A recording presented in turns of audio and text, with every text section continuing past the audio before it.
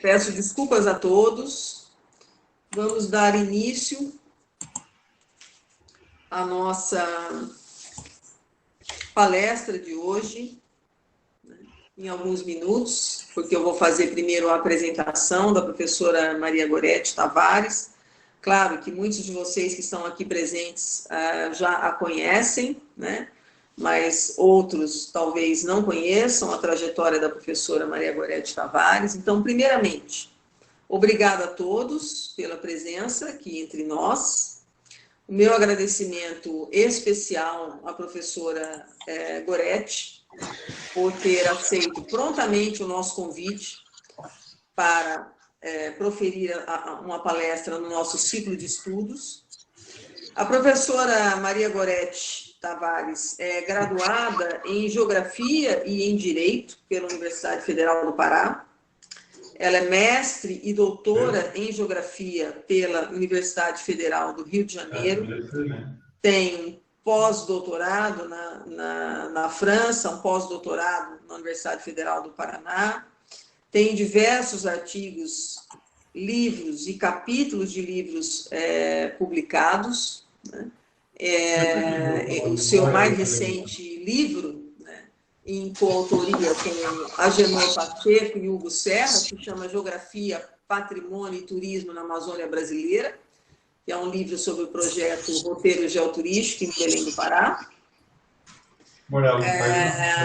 E eu concluiria a apresentação da professora Goretti, né, dizendo que um dos seus projetos mais bem-sucedidos, né, academicamente falando, é um projeto premiado nacionalmente, justamente intitulado Roteiros Geoturísticos, que completará 10 anos no próximo mês de janeiro, né, em 2021. É uma atividade de extensão que a professora Maria Goretti criou junto à Universidade Federal do Pará e ao Departamento de Geografia. Envolve alunos de graduação, de pós-graduação, e se tornou muito conhecido, né, não só no estado do Pará, mas também pelo Brasil afora, em função, evidentemente, do primor, né, da qualidade que a professora Maria Goretti imprimiu a essas experiências, né, de roteiros urbanos que pensam criticamente a cidade de Belém na sua relação com o patrimônio histórico-arquitetônico, patrimônio cultural em sentido amplo, patrimônio natural, e por isso agradeço muito a professora Goretti por dispor-se, né, estar conosco nessa nossa jornada, que na verdade a gente intitulou um ciclo de estudos críticos sobre turismo. E então, seja bem-vinda entre nós, você também, professora Goretti. A palavra é sua. Olá, boa noite para todos e todas, né? Bom, em primeiro lugar, queria agradecer o convite, né, da professora Rita, nessa programação rica que ela fez aí desde a semana passada, desse ciclo, né, de estudos críticos sobre a geografia e o turismo, né, sobre o geoturismo. Foi bastante interessante, eu tive a oportunidade de acompanhar praticamente todas as palestras, né? E hoje nós vamos falar um pouquinho sobre a Amazônia, né? Vamos encerrar com a Amazônia, vamos encerrar falando de Belém do Pará, vamos encerrar falando da questão do turismo e do patrimônio, né? Então, vou colocar aqui a minha apresentação. Vamos tentar ver se consegue ver. Espera aí.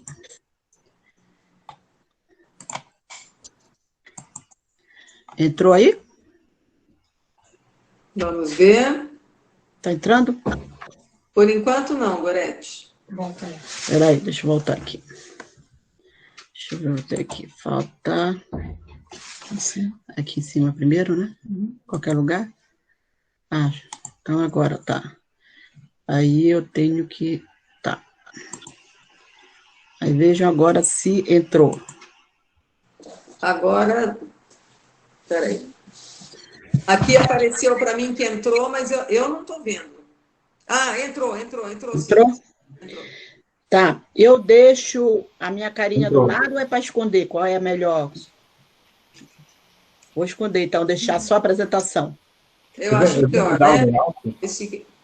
Fala. Fica muito fácil. Eu vou mudar o layout, né? Fica mais fácil. Tá bom? Ficou assim bom? Eu deixei ele maior. Ótimo. Tá Obrigada, bom Fábio. assim? Então não precisa fechar seu vídeo, não, Gorete. Eu acho que é legal você permanecer sendo vista por todos. Ai, Eu vou agora eu só não sei. fechar o meu microfone para que não Agora eu tenha. não sei voltar de novo, teria que fazer tudo de novo. Não, mas é do jeito que você não precisa fazer nada, tá tudo ok. Não, mas porque eu já escondi o meu vídeo, eu acho, né? Não, eu estou te vendo. Ah, tá vendo? Sim, eu estou lhe vendo. E acredito que os outros também, né? Ok, perfeito. Então tá bom. Bom, então, vamos então iniciar. Bom, então, o título do que nós vamos falar é Patrimônio, Turismo e Território em Belém do Pará, né? Eu sou professora do programa de pós-graduação em Geografia e da Faculdade de Geografia e Cartografia na Universidade Federal do Pará. Então, eu dividi aqui para vocês, fiz um sumário, né, dos temas. Então, eu vou contar aqui o tempo a partir de 7h30, então, né? Dos temas aqui que eu vou falar dentro da minha apresentação, né? Primeiro, falar um pouquinho sobre a Amazônia, o que é a Amazônia nós falamos, que conceitos seriam fundamentais, né, relacionados ao nosso tema de hoje, um pouco sobre as políticas de turismo na e para a Amazônia e ordenamento do território, as políticas de turismo no estado do Pará, como é que Belém, então, se insere nesse contexto. Belém é uma cidade amazônica, falando de toda essa diversidade socioespacial da cidade, no tempo e no espaço. E, por fim, eu finalizo falando um pouco sobre o roteiro geoturístico, né? Que eu dei o título aí de Ressignificando o Turismo e Patrimônio. E uma breve conclusão, tá? Bom, a primeira coisa, nós estamos falando da Amazônia, né? Que região é essa? Né, de que região que nós estamos falando, né? Amazônia ou Amazônias, né? O nosso colega Carlos Walter até escreveu um livro sobre essa questão da diversidade, né, da região. Não podemos falar de uma região única e, portanto, também podemos tratar de uma diversidade de conceitos, né?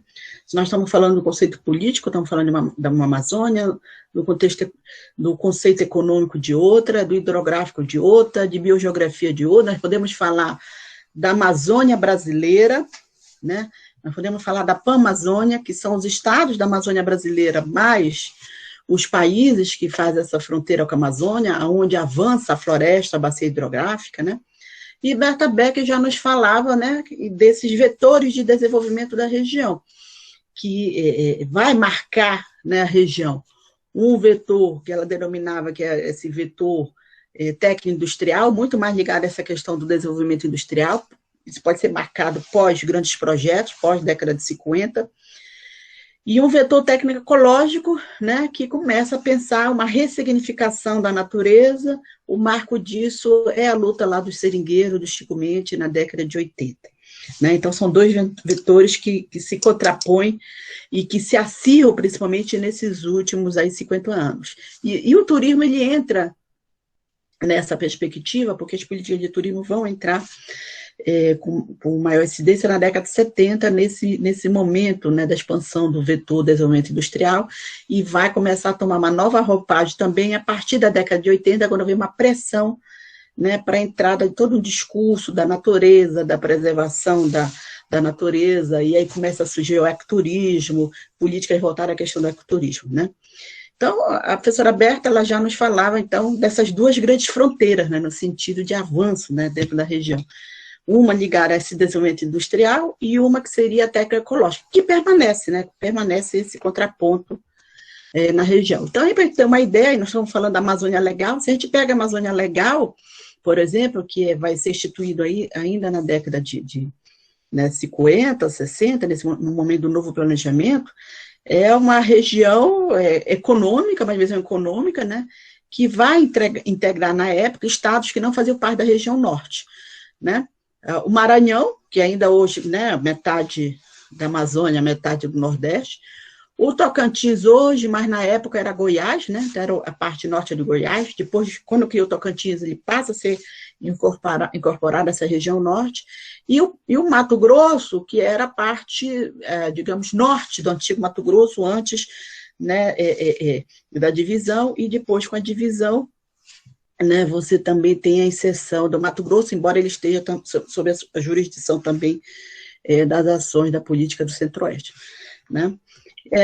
Se nós pensarmos na Pan-Amazônia, né, está ligado muito mais a esses critérios hidrográficos, ecológicos, biogeográficos, né, que inclui esses países aí da fronteira, aonde a floresta avança, aonde a bacia hidrográfica avança, né, e é importantíssimo essa discussão do ponto de vista, principalmente geopolítico, porque se nós pensarmos que os rios, né, que abastecem, né, e que fomentam a bacia hidrográfica da Amazônia, nascem, a grande maioria deles, fora da região, né? Então, tem toda uma perspectiva geopolítica e uma perspectiva também da criação na década de 70 do Tratado da Cooperação Amazônica, que incluía várias atividades, né, dentre as quais o turismo, mas que, de fato, né, nós não temos não existe, né, essa integração para as ações de turismo, né?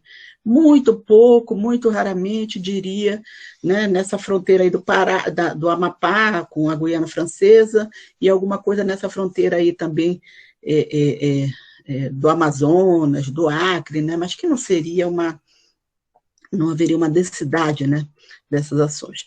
E para nós falarmos do que é essa Amazônia, é um continente, né? Nós estamos falando também, pensar o turismo também na Amazônia, é pensar nessa diversidade da região. Aí é uma brincadeirinha que a gente conta na internet, pega lá todos os países da Europa, coloca aí na Amazônia e sobra espaço, né? Então, nós estamos falando, a Amazônia brasileira, ela representa 80% dessa Amazônia toda sul-americana, e a Amazônia Legal, praticamente 60% do território brasileiro, mais de 60%, quase 70% das florestas tropicais do mundo, e toda a questão da biodiversidade, eu incluiria uma palavra-chave também, até para pensar essa questão do turismo, que é uma sociobiodiversidade, né? Não é só a biodiversidade, é a sociobiodiversidade, a partir do todo o processo histórico de ocupação da região, desde a participação, antes da chegada dos europeus, né, de toda a sociedade indígena, e como também, né, todo o movimento de imigração ao longo do processo de ocupação da Amazônia,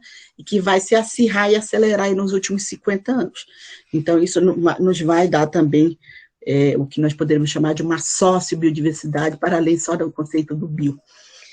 Bom, como conceitos, a questão do turismo, que na leitura da geografia, né, nós vamos entender principalmente a partir, né, para além de uma atividade econômica, é uma prática socioespacial, né, porque envolve diversos agentes, envolve, né, o agente econômico, envolve a população local, envolve o turista. Então, é uma prática socioespacial a partir do momento que você tem esse movimento também no território, marcando espaço, demarcando territórios também. O meio ambiente, né, e aí a gente pensar nessa questão do ambiente não separado da natureza e cultura, isso natureza e sociedade, natureza e cultura, isso é importante para pensar as ações para o turismo e para a questão do patrimônio, porque no patrimônio nós vamos discutir também sobre isso.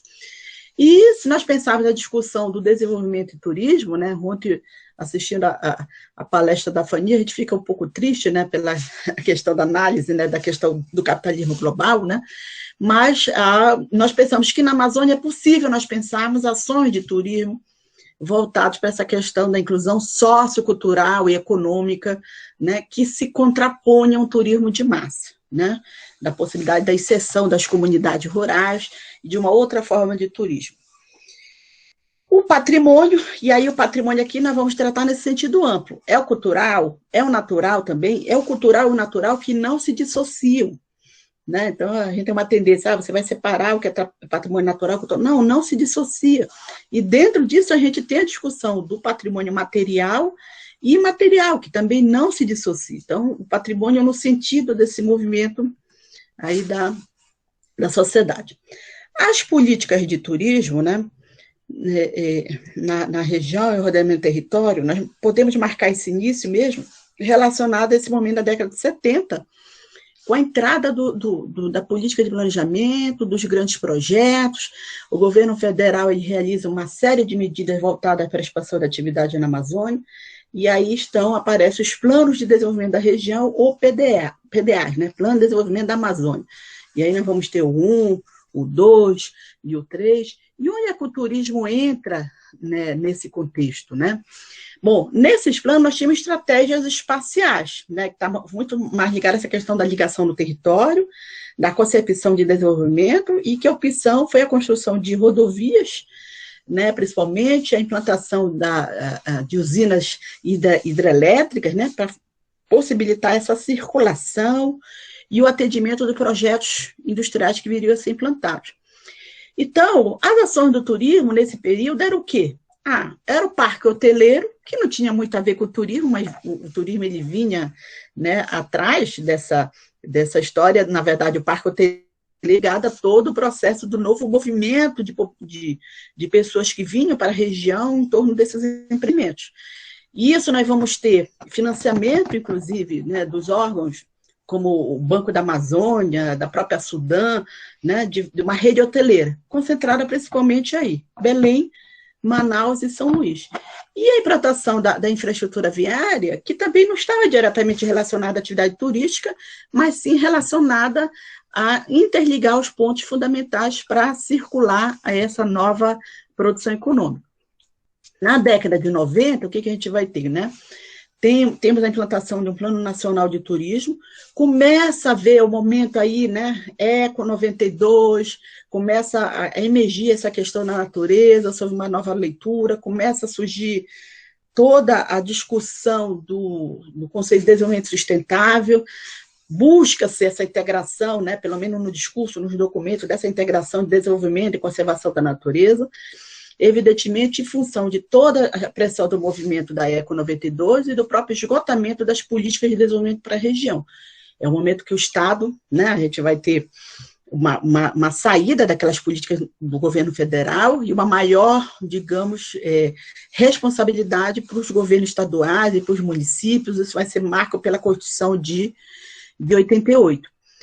E aí a gente começa a ter algumas mudanças que vão se refletir nessa política de turismo, né, na década de 90, né, a questão dessa municipalização, mas a partir do século XXI, 2013, a gente vai ter esse marco, né, de mudança na política de turismo nacional, que é a criação do Ministério do Turismo e a implantação de novos planos nacionais de turismo. Esse, por exemplo, de 2003, 2007, aparecem alguns elementos fundamentais na questão do objetivo.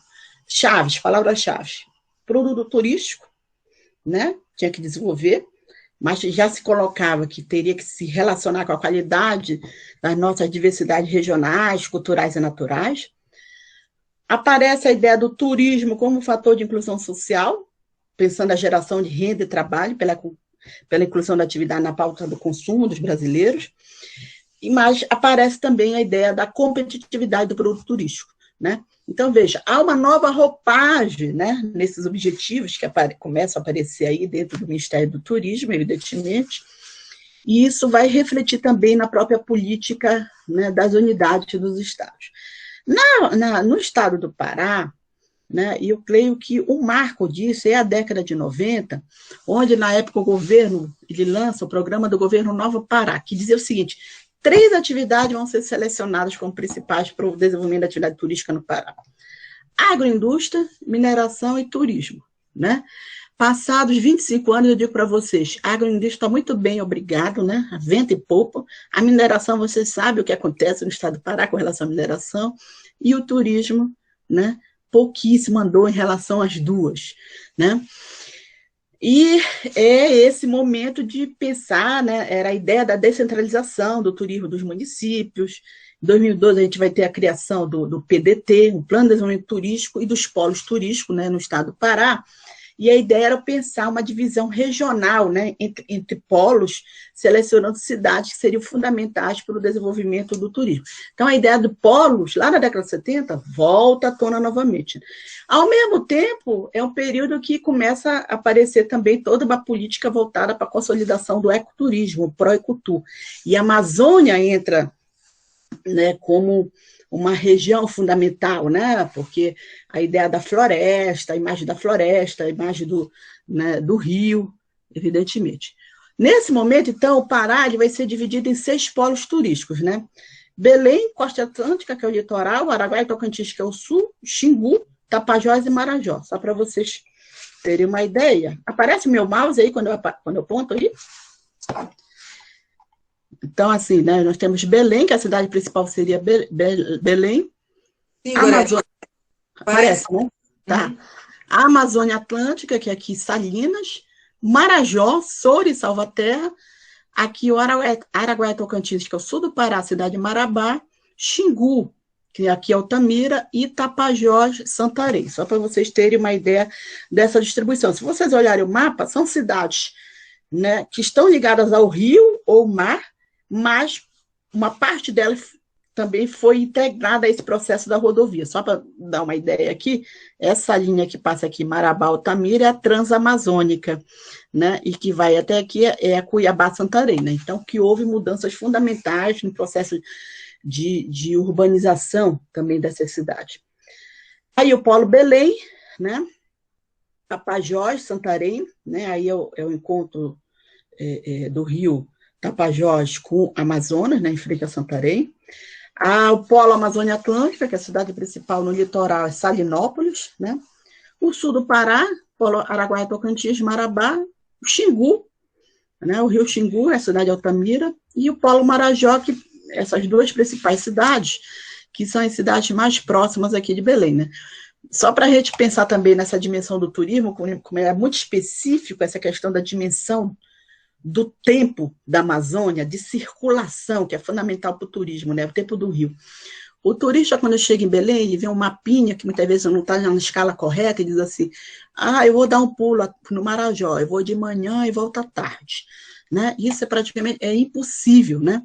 Porque aqui um pulo significa você atravessar essa baía aqui, são mais ou menos 30 quilômetros em linha reta, e dependendo do barco, ou de balsa, você gasta 4 horas. Né? Ano passado que colocaram um barco, uma lancha mais rápida, que faz agora em 2 horas, nem sei se ainda está funcionando. Mas, enfim, a questão do tempo da circulação é outra. Nós estamos falando de uma ilha do Marajó, isso aqui é só uma pontinha da ilha. E que eu tenho municípios aqui que estão mais próximos do Amapá, e que de Belém para cá você vai gastar mais de um dia de viagem para chegar aqui. Né? Então, o tempo da circulação é de fundamental importância para nós entendermos, então, a região. Então, vamos entrar agora em Belém, uma cidade amazônica. Como entender essa diversidade socioespacial no tempo e espaço, para a gente relacionar com a questão do turismo e a questão do patrimônio do que é hoje a cidade. Primeiro, entender que essa inserção de Belém no contexto amazônico está associada a séculos, né, de história, não só a história pós-chegada dos europeus, né, nos últimos 400 anos, mas anteriormente a presença das várias sociedades indígenas que aí já habitavam, né, e circunstâncias socioeconômicas, territoriais, culturais, né, aonde o papel da natureza e a questão da dinâmica do rio foi de fundamental importância para a formação das cidades, né, para a circulação de pessoas, para a circulação de produtos, né, e qualquer ação ligada à questão da atividade turística, você tem que considerar essa especificidade da região. Então, portanto, essa distribuição de núcleos urbanos, nesse período colonial, por exemplo, ele vai seguir esse caminho dos rios, né? Porque nesse momento nós tínhamos que priorizar essa defesa, a conquista do território. É o momento que a maior parte da região não pertencia a Portugal, mas sim à Espanha, porque nós tínhamos o Tratado de Tordesilhas. Né? Então, o Carlos Walter Porto já escreveu sobre isso, né? Ele falava desses dois grandes padrões. Nesse período, esse padrão rio, vaza e floresta, desse processo de ocupação, século XVII, século XVIII, XIX, até meados do século XX, aonde o controle do território era de fundamental importância, onde você tinha símbolos de controle do território. Por exemplo, o forte e a igreja. a cruz e a espada. A espada vão ser símbolos. Então, se vocês forem a Belém, onde a cidade nasceu, no Forte do Castelo, nós vamos ver lá a fortaleza e ao lado do forte, em frente ao forte, nós vamos ver a igreja, né? Então, aí está bem presente esse símbolo do território, do processo de ocupação do território, né? Então, o elemento, o vero-peso, né? Ele surge nesse contexto também, porque quando nós não tínhamos a maior parte desse controle da região, e se começa a adentrar a região, a riqueza da região eram as drogas do sertão. Era necessário, então, se controlar essa saída e entrada dos produtos. Vamos fundar, então, um local, uma casa para haver o peso, né? É aí que surge, né, esse local do haver o peso. Os historiadores dizem que possivelmente ficava aqui, né? Não tinha esse mercado já vai ser só do final do XIX, início do século XX, né, da Belle Époque, como também hoje nós não temos mais esse, que era tipo uma chegada dos produtos, então, esse barracão, né? Mas e esse lado aqui fica a fortaleza, né? Então, e o vero-peso vai se transformar, e hoje, não podemos dizer, né? Se vocês pensarem em Belém do Pará, se eu perguntar para quem está assistindo, eu acho que a imagem que vem sempre, assim como Paris aparece Torre Eiffel, Rio de Janeiro, Cristo, o Bondinho do Pão de Açúcar, é o vero-peso, né?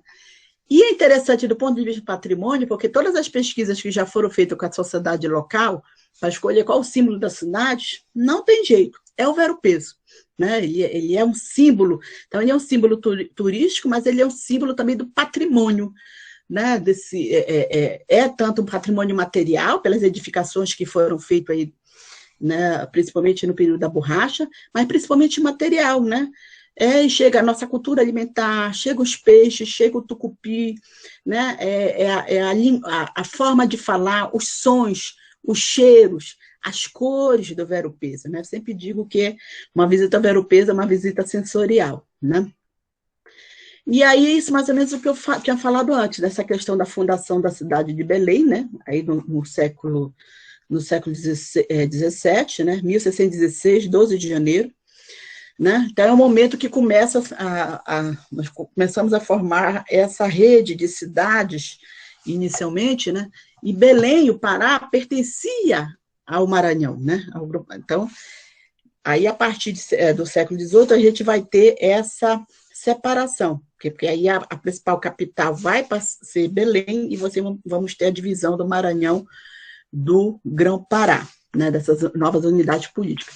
E só para vocês termos uma ideia do que era Belém, né, a importância de Belém nesse século, né, no século XVIII, principalmente, né, nós vamos ter 2 estados no Brasil. O estado do Brasil, a capital era Salvador, né, e o estado do Grão-Pará e Maranhão, cuja capital, antes era Maranhão Grão-Pará, a capital é São Luís, e no século XVIII vai passar a ser Grão-Pará e Maranhão, capital Belém.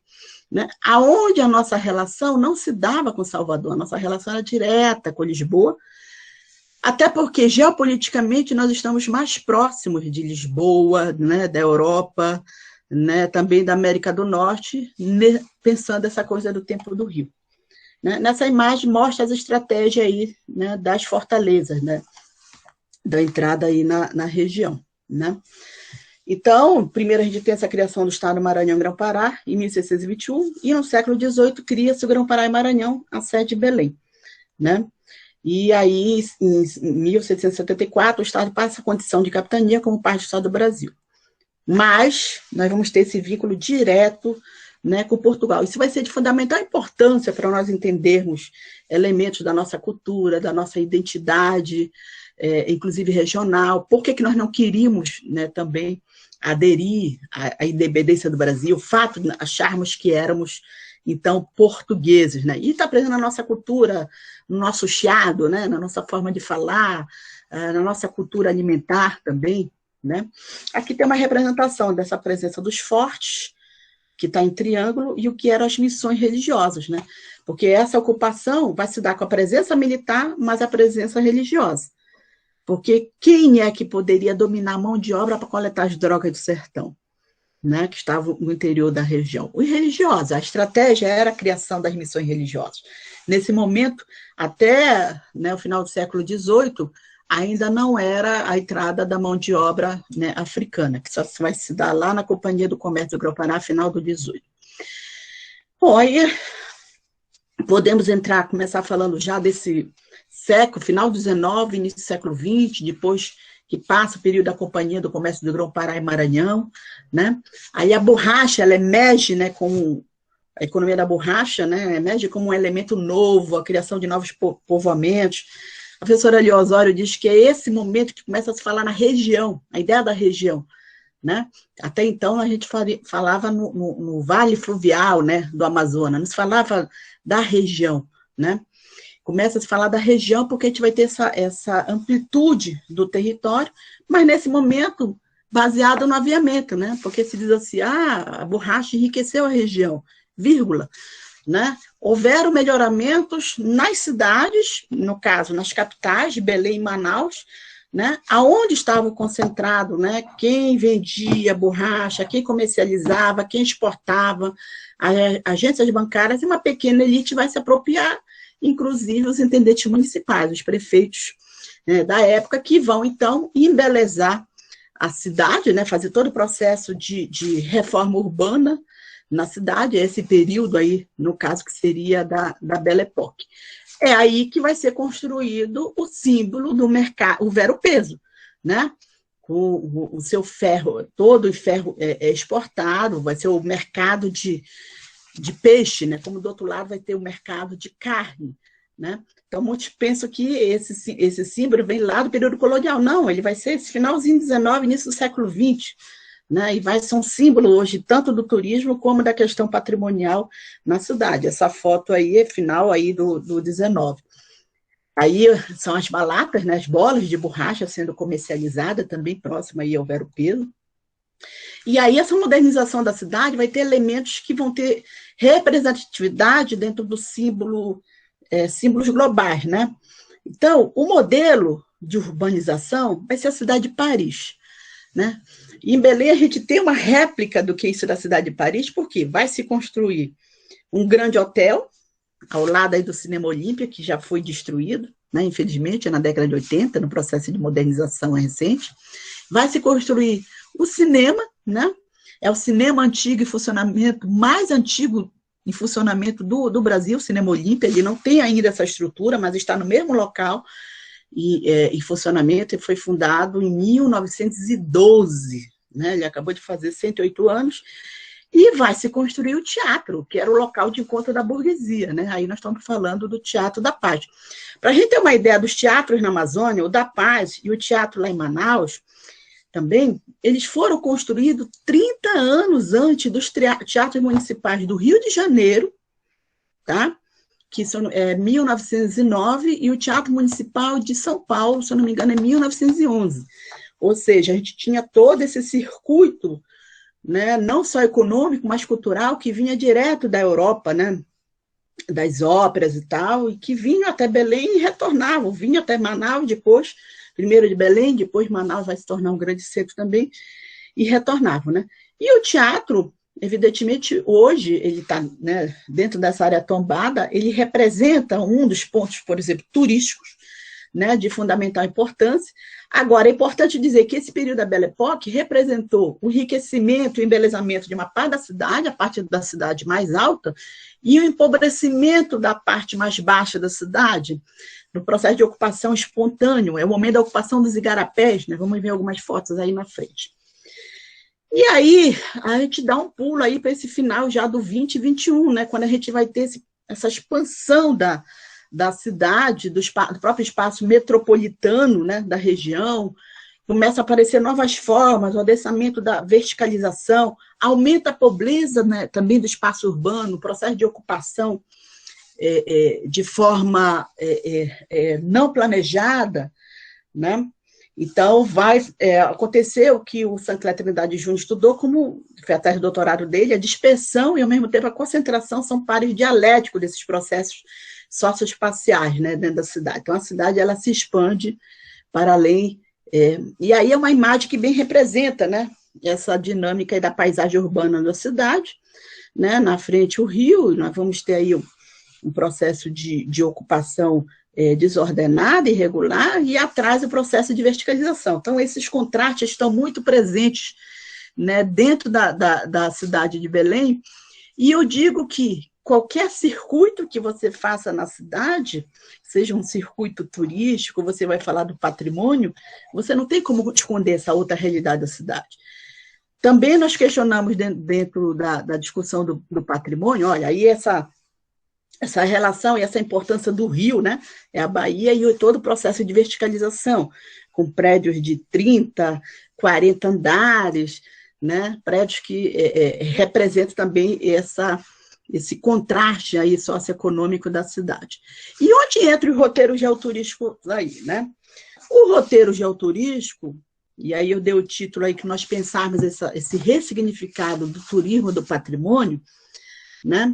Primeiro que a ideia do patrimônio cultural, a gente vai concordar com a Maria Tereza Paz, né? Nós temos que pensar elementos sociais para se ligar a questões, condições políticas, sociais, econômicas, condições técnicas, e para a geografia, né, que começa a estudar o patrimônio mais recentemente do que as outras ciências, como arquitetura, história, o patrimônio ele vai ser de fundamental importância para nós relacionarmos o conceito da espacialidade, da questão da produção do espaço, do território, do lugar, da paisagem, da natureza, né, da questão cultural. Tanto no que se refere a gente falar em patrimônio material, imaterial, como natural.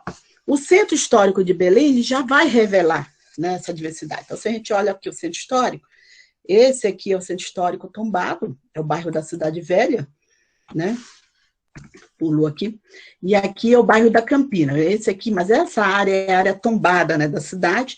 Aqui fica o Rio Guamá, esse rio aqui que nasce 200 e poucos quilômetros aqui, adentrando o território, e aqui se forma a Baía do Guajará. Para esta direção está a Ilha do Marajó, e para cá está o que seria a entrada, né, do rio Amazonas. Aí do outro lado também, né, dá para a gente observar, aqui está o Vero-Peso, né, aqui está a Fortaleza, né, aqui está a Catedral, né, da Sé, que também é um símbolo que eu falei para vocês lá do período também colonial, é onde sai o Círio de Nazaré, né. Bom, como é que surge essa proposta, né, do roteiro? Bom, a gente já desenvolve. Temos um grupo de pesquisa lá, Grupo de Geografia do Turismo.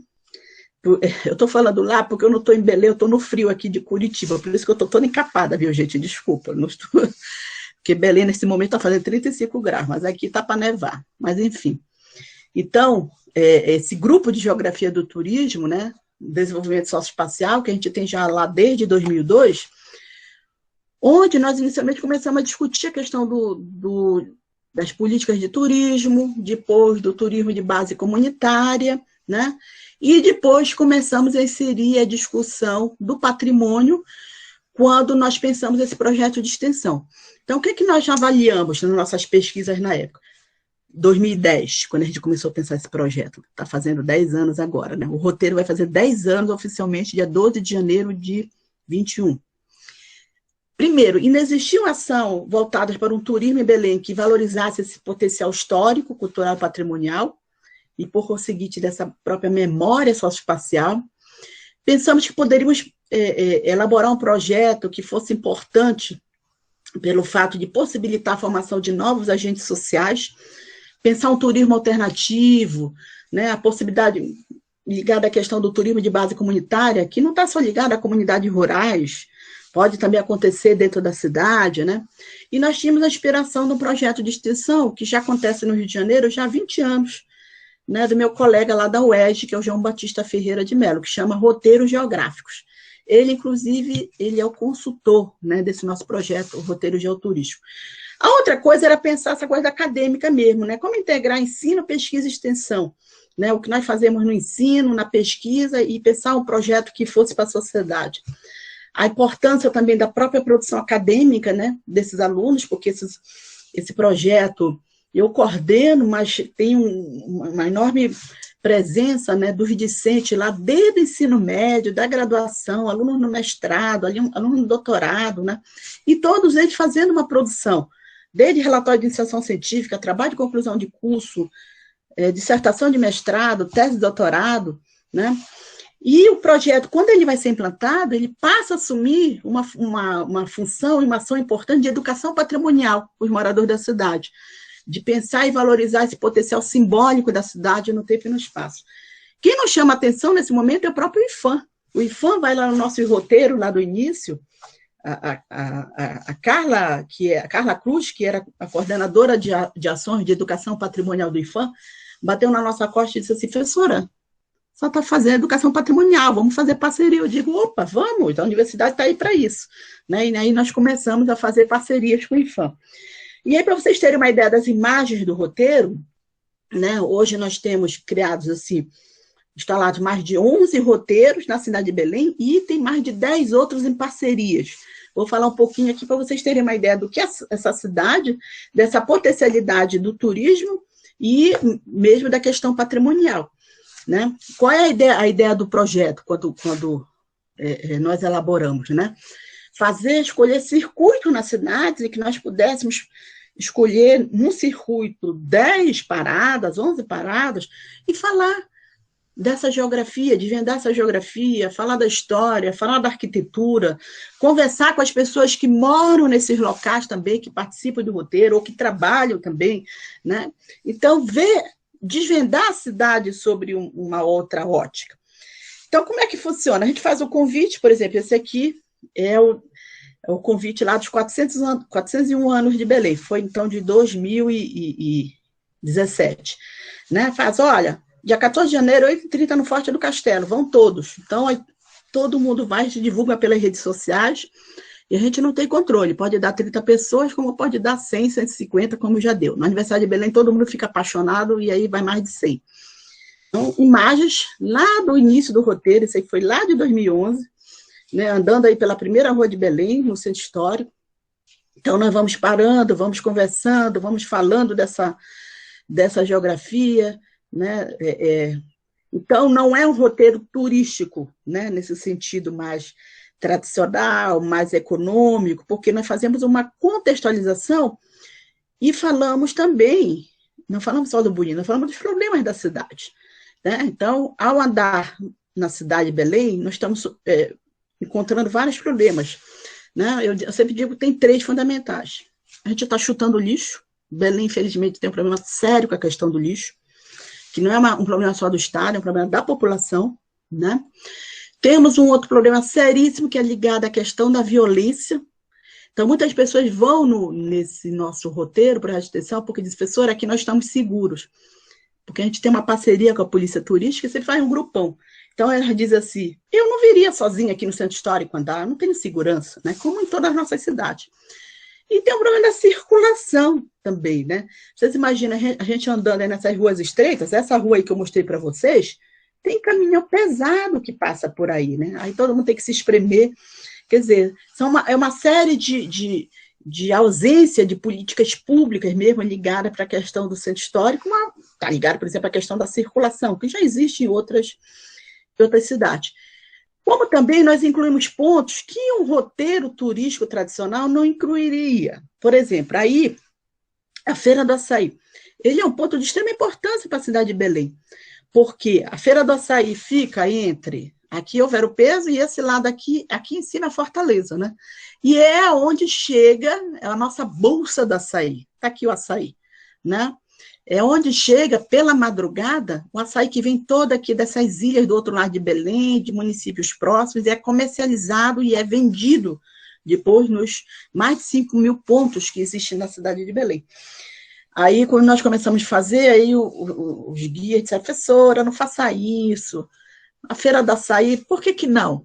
Não, porque a Feira do Açaí é fedorenta, ela é suja, tem um bocado de bêbado. Eu digo, pois é, mas ela não é de extrema importância para a nossa história, para a cultura da cidade. Então, se é isso, nós temos que trabalhar junto ao poder público, junto com quem trabalha, com quem vive aí na Feira do Açaí, e não descartar esses pontos que são de extrema importância. Então, eu vejo que as políticas de turismo, elas têm que pensar nessas ações, não é só você construir uma infraestrutura, mas tem que conhecer o território, quem ocupa esse território, quais são os problemas, né? Isso é de extrema importância. Aí o roteiro de janeiro de 2016, né? Nesse momento nós tivemos mais de 100 pessoas, e aí quando nós paramos aí, nós falamos da feira e falamos da importância do rio. Sim, o rio como patrimônio também da cidade, por onde chegam os produtos, por onde chegam as pessoas, por onde chegam as lendas, né? Falamos, até orientamos uma dissertação lá de Portugal, que ela veio passar, a orientanda veio passar uns 6 meses em Belém e resolveu fazer e discutir essa questão do rio enquanto patrimônio, né, da Arlete Joaquim. Aí, lógico, paramos nos pontos em que nós falamos de todo esse patrimônio edificado, né, como aqui nós estamos falando do Museu de Arte Sacra, né, que foi a primeira igreja aqui de Belém, a Igreja de Santo Alexandre, né? O Museu dos Governadores, que hoje é o Museu do Estado do Pará, né, que era a antiga casa lá dos governadores, que é uma obra de um arquiteto lá do século XVIII, importante na cidade. Aí também um roteiro do aniversário de Belém, de 18, né, teve mais de 100 pessoas. E no Instituto Histórico, né, o Instituto Histórico e Geográfico, nós reorganizamos, né, nos últimos 10 anos, tem mais de 70 sócios, e hoje ele exerce um papel importante também na realização de palestras, né, de atividade de educação patrimonial, do próprio turismo. O curso de turismo tem uma ação importante lá, né, de receber também os visitantes do turismo. Coisa que há 10, 15 anos atrás nós não tínhamos muita inserção da cidade. Por conta daquelas políticas da década de 90, da imagem do Ministério do Turismo, o que era a Amazônia? Né, digamos, década de 80, 90, era a ideia só da floresta, eu digo assim, né?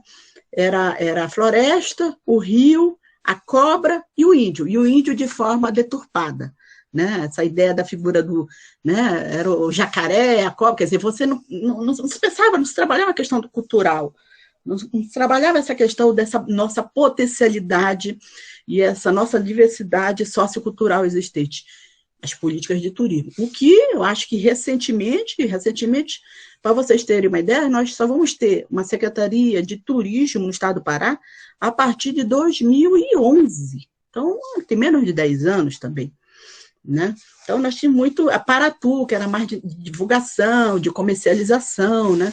Mas que não era uma secretaria. Então, as mudanças são lentas, né? No roteiros, então, como eu falei para vocês, nós entramos em pontos quando é permitido. Aqui, por exemplo, era um roteiro especial que nós recebemos a turma. Está aqui o professor Eudes, não sei se ele está assistindo. O professor Eudes trouxe a turma lá de Xinguara, e nós recebemos. Era uma turma pequena, então vamos entrar, né, num local interessante, porque aqui nós temos a parte da área tombada e do lado você tem todo esse processo de ocupação desordenada. Então, nós entramos também para conhecer. Perguntaria, isso também não faz parte do nosso patrimônio? Nós entendemos essa dinâmica, é o que a gente estava discutindo antes, numa mesa anterior, né? Essa questão da periferia, dos bairros periféricos, uma outra leitura também da questão patrimonial. O roteiro tem toda uma questão da produção de cartografia, né? E de folders, que é feito também com colaboração dos alunos, e que quando tem recurso, a gente tem recurso do IFAM, às vezes, a gente distribui para as pessoas. A ideia é que as pessoas possam depois fazer o circuito, mesmo sem o grupo. Aí tem o do Vero Peso, vou passando mais rápido, que eu já adiantei aqui bastante o tempo, tá? O que é o Vero Peso? É um complexo, né, dos mercados, aí o mercado de peixe, a importância estratégica do Vero Peso, a importância cultural, político, símbolo da cidade, ponto de encontro entre urbano e rural, questão do saber da prática ribeirinha.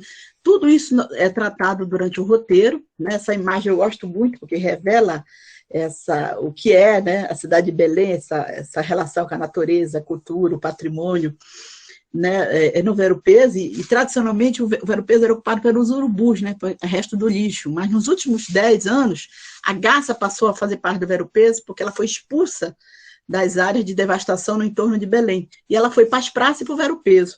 E até tem um carimbó que foi criado, que é o namoro da garça com o urubu, aí da Dona Onete, né, se vocês não já ouviram falar, então é bem interessante também. Aí, nesse roteiro, a gente insere as pessoas que trabalham e têm ação no local. Quem fala aqui é o presidente da Associação dos Trabalhadores do Vero Peso, Então, ele fala como é que está o Ver-o-Peso, a relação com a prefeitura, a questão da reforma, né? Então, o roteiro tem essa dimensão de falar, sim, dos elementos importantes do patrimônio, mas também falar dos próprios processos, das contradições que existem também no local, né? Aí a Pedra do Ver-o-Peso, né? Aí a Beth Cheirosinha, que fala aí de todo o recurso, das herveiras, né? Dos saberes aí das herveiras.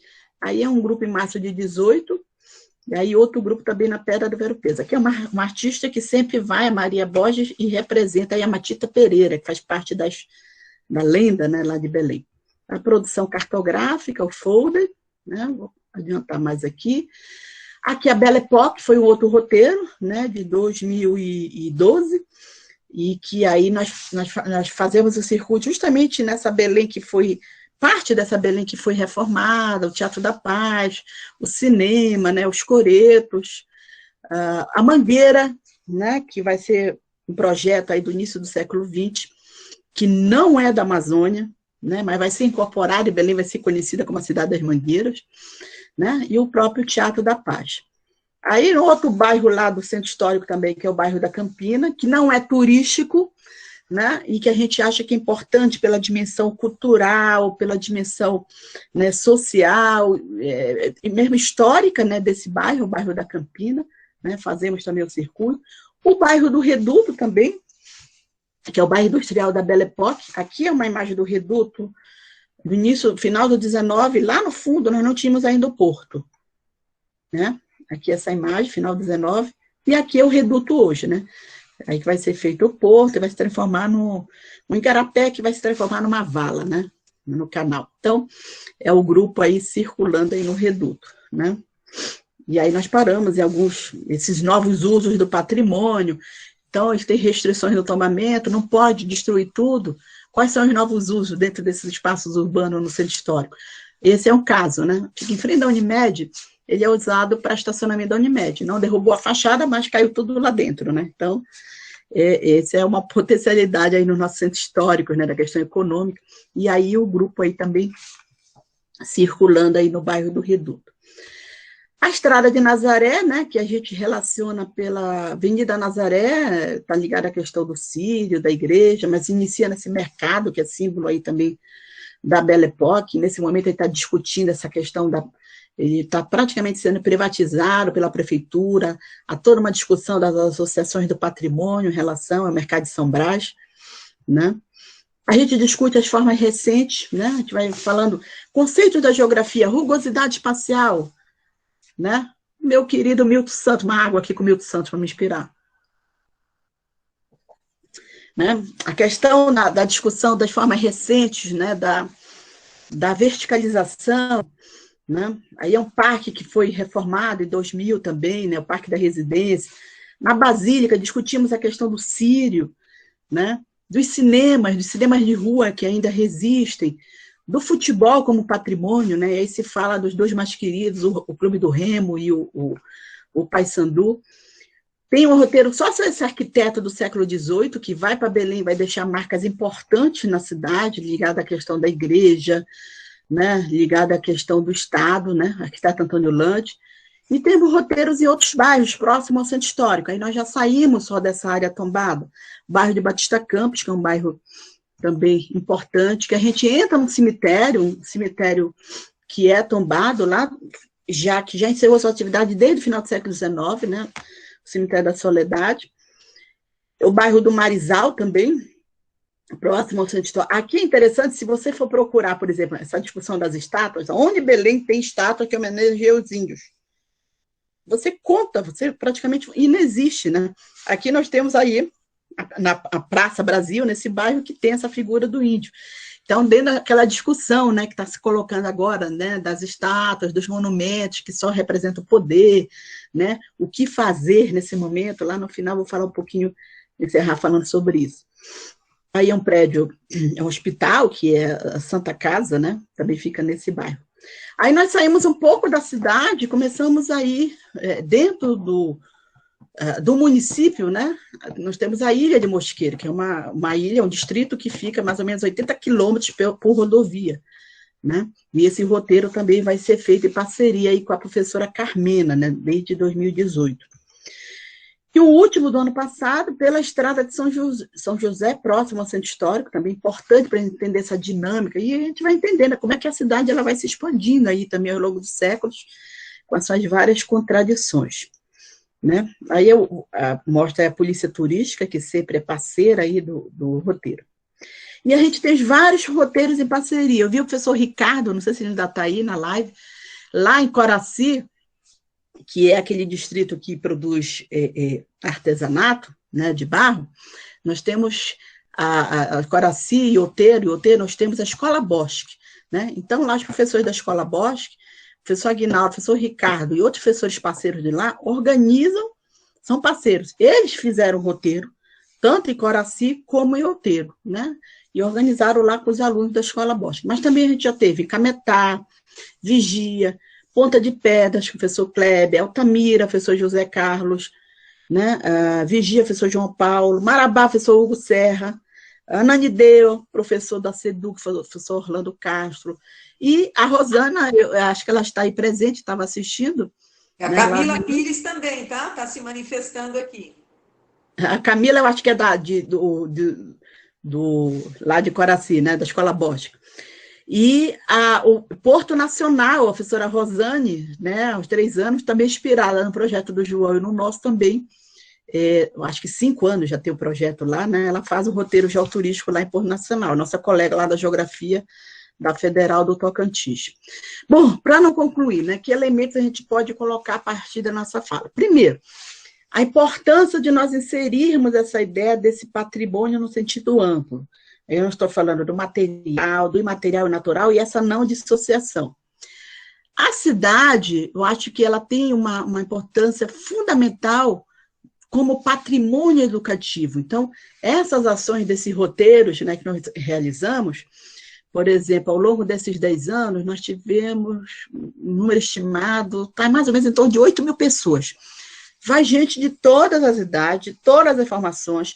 Já foram professores que levam lá desde dos meninos que estão lá no ensino fundamental, no ensino médio, na pós-graduação, fazem atividades, né? Isso é de extrema importância, e é importante replicar. Eu digo, vocês mesmos, professores, façam isso aí com seus alunos, né? Sair de sala de aula, isso é importante. Hoje é possível, nesse momento que nós estamos fazendo, dá para fazer isso, esses roteiros virtuais também.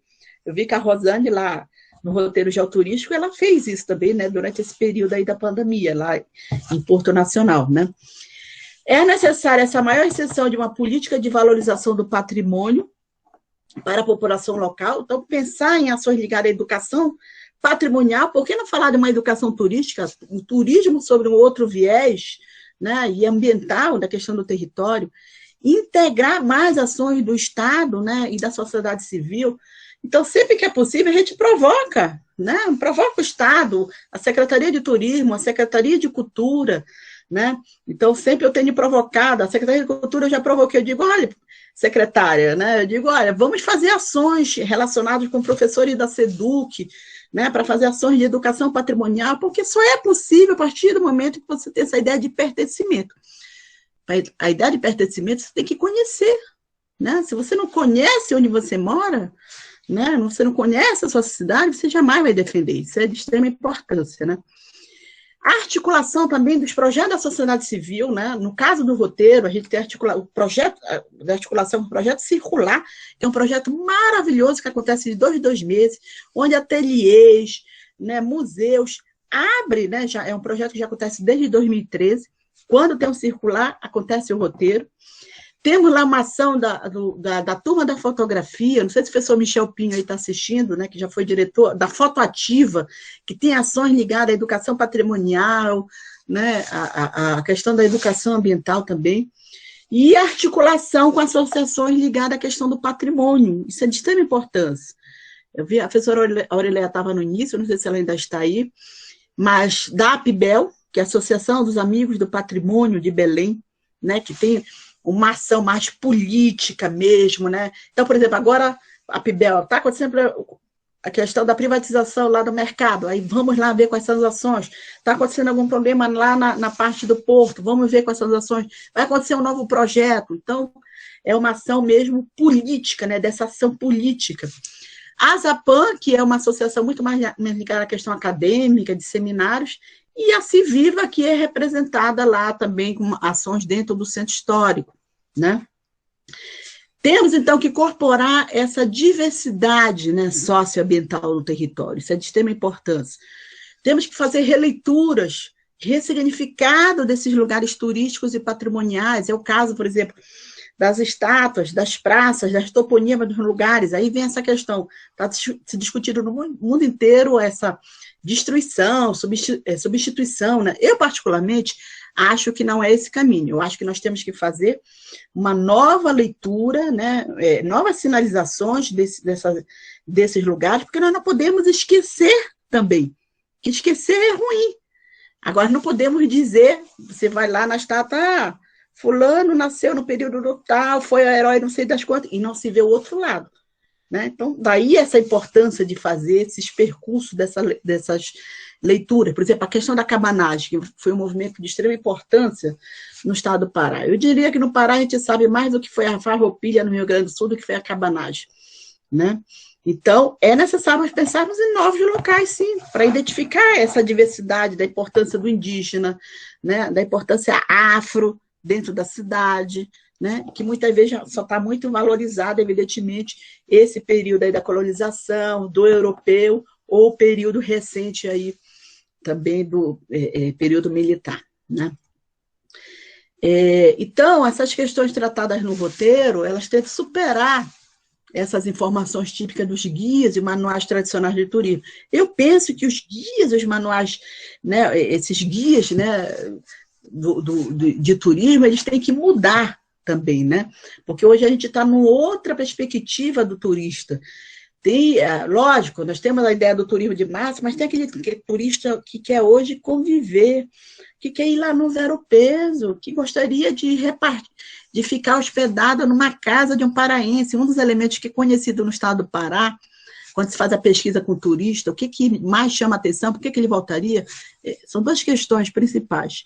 Hospitalidade, né, a coisa do receber do paraense, e a outra coisa que aparece é, evidentemente, a questão da gastronomia, né? Então, vamos pensar na questão da cultura alimentar, que é muito específica lá, né? É uma cultura alimentar que é fruto desse encontro aí, né, já da presença do indígena, mas com a chegada do europeu e com a chegada do africano, que vai dar esses nossos pratos aí, que tem símbolos aí nacionais, né? Então,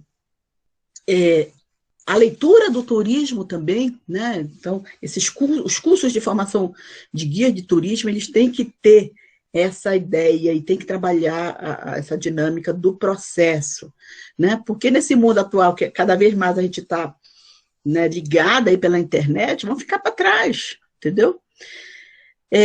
Então, a gente pensa também que é uma ação que está ligada a essa formação crítica do cidadão, a pensar a cidade como um todo, para repensar as políticas de turismo e patrimônio, né? E que a gente possa pensar essa questão da gestão para a cidade. Então, falar em turismo, falar em patrimônio, né, é você falar também na questão da cidadania, na questão da ação política, né, na questão da ação educativa. Isso é de extrema importância. E aí, últimas imagens, só para a gente fechar, né, o que é essa Belém aí com vários momentos no tempo. Então, aqui a Fortaleza, Fundação de Belém, aqui o Mercado Vero Peso, né, que enquanto o prédio vai ser criado no final do XIX, início do século XX, mas o Vero Peso já existe logo depois da Fundação de Belém, tá? Só para vocês entenderem. E aqui essa Belém, né, essa Belém, entre aspas, moderna, essa Belém vertical, que não dialoga em nada, né, com a questão da natureza.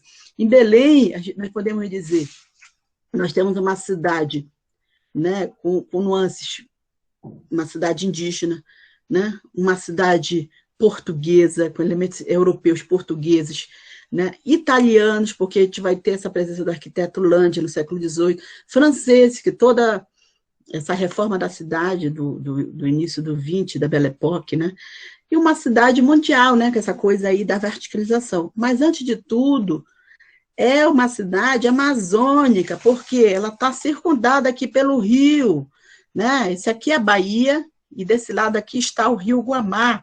É uma cidade que está na entrada da floresta amazônica, na entrada do rio, o rio Amazonas também. Ela está praticamente, né, quase embaixo do Equador, né? Tem uma cidade que chove todo dia ou chove o dia todo.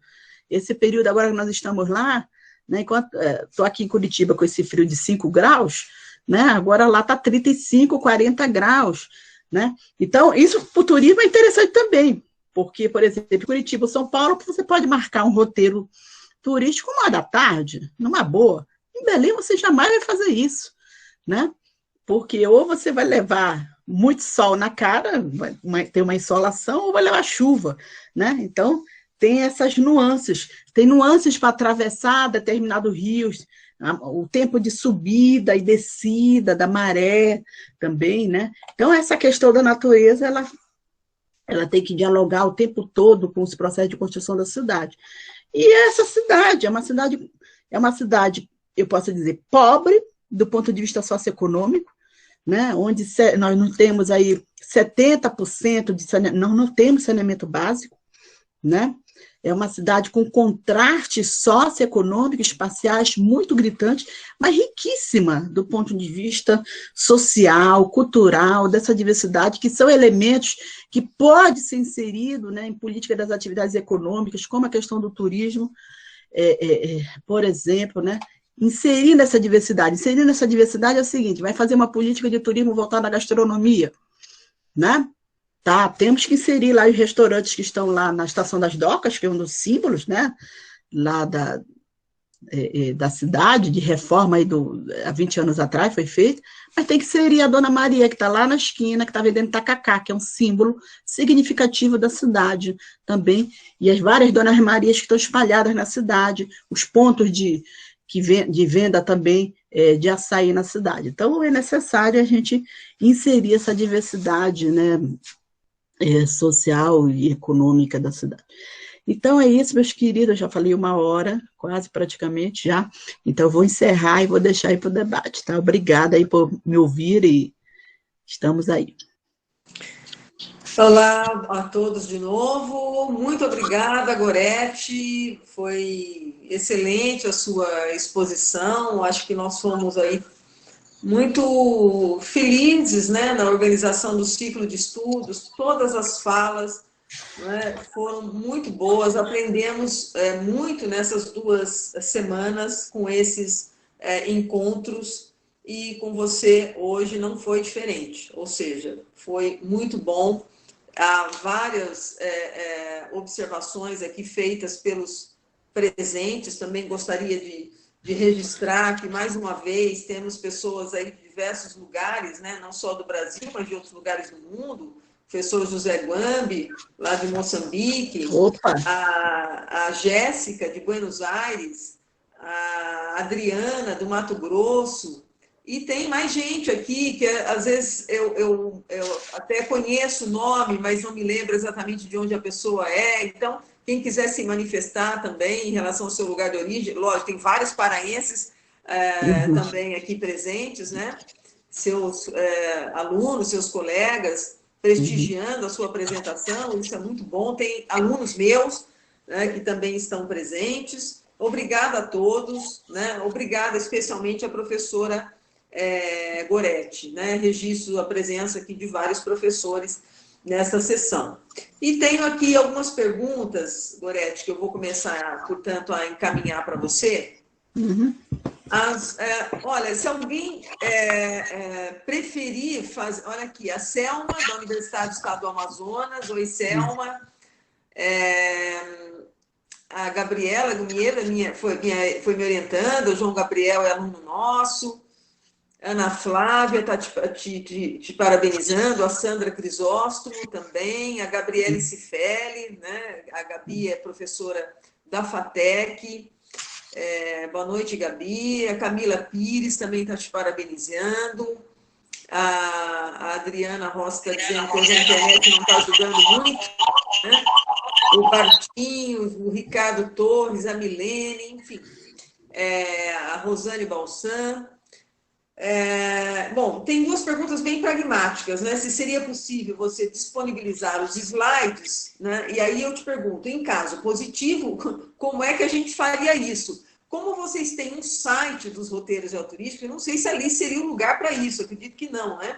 Mas para a gente disponibilizar os slides, a gente teria que ver como fazê-lo. O que eu poderia fazer é colocar, caso você se disponha a fazê-lo, no site do nosso laboratório, o Laboratório de Estudos Regionais, o LERGEL da USP.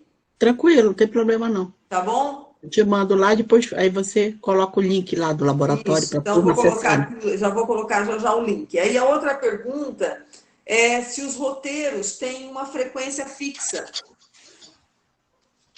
Sim, antes de dizer, eu esqueci de falar, nós lançamos o livro, viu? Nós temos o livro do roteiro, foi lançado, que conta essa questão da metodologia, né? Uhum. E nós não temos ainda o e-book. O e-book nós vamos ainda providenciar daqui para o final do ano. Mas os que tiverem interesse no livro, entre em contato aí comigo, depois deixa o contato aí, e aí a gente entra em contato e vê como é que faz, tá? Porque isso é interessante ler esses artigos, e também tem outros artigos que eu posso encaminhar, que já foram publicados sobre o roteiro, que falam da metodologia e tal. Bom, assim, faltou falar da frequência, né? É lógico, agora nessa pandemia, nós estamos parados desde janeiro. O último roteiro foi do aniversário de Belém, 12 de janeiro, e aí fevereiro é sempre o nosso intervalo de férias, aí íamos retornar em março. Não retornamos, né? Mas, ao longo desses quase 10 anos, qual é a frequência que nós temos feito? Uma programação de 1 a 2 roteiros por mês. Então, uma média aí, né? E aí, considerando esses meses, ao ano, na verdade, 12 a 13 roteiros, né? Então, há uma intercalação entre esses roteiros, a gente intercala, né? E aí, como vocês viram, a gente faz o convite, né, pelas redes sociais, né, publica temos o Facebook, vocês podem acessar o Facebook, tem 3 perfis lá do Facebook, procure lá Roteiro Geoturístico. Vocês podem acessar também, tem o canal do YouTube dos roteiros. Nesse canal tem vários vídeos do roteiro acontecendo, tem palestras minhas que falam sobre o roteiro, vocês podem também acessar, né? Então, ele tinha uma frequência até antes da pandemia dessa forma, 1 a 2 vezes ao mês, e é uma atividade, como uma atividade de extensão, é uma atividade gratuita, né? É uma extensão da universidade. Qualquer pessoa pode participar, basta ter disponibilidade para caminhar, né? O roteiro começa sempre 8h30 da manhã e termina por volta de meio-dia, né? Porque de manhã, que eu expliquei para vocês, né? À tarde a gente nunca marca, é mais difícil de marcar qualquer circuito a pé por conta do excesso de calor em Belém, né? Que o pico do calor é esse horário de 11 a 3, 4 horas da tarde em Belém, ou chuva também. Então, não é adequado, né? Então, é isso sobre a frequência, né? Que perguntaram, né, Rita? Isso. Bom, tem mais uma questão aqui, tem 2 que eu estou vendo, vou dar mais uma olhada, ver se me escapou alguma. O João Gabriel pergunta se a professora vê alternativas harmônicas entre a preservação do patrimônio e as atividades de turismo. E, em caso positivo, né, se sim, você vê isso de forma conflituosa com o turismo, né? Eu acho que é o contrário, né? Quer dizer, se você vê alternativas harmônicas entre a preservação do patrimônio e atividades de turismo, eu acho que é esse não esse sim, né? Se você vê conflito aí com o turismo, aí ele dá o exemplo, por exemplo, a estação Docas, processo de revitalização, gentrificação, valorização, quer dizer, e aí ele pergunta, por fim, se é possível existir um outro turismo. Eu acho que é uma pergunta que foi feita para a Fanny ontem também, né? Pois é, né? Então, assim, é sempre muito conflituoso, né? Mas eu acredito que sim, é possível você ter algumas experiências. Ontem isso foi tratado também, né?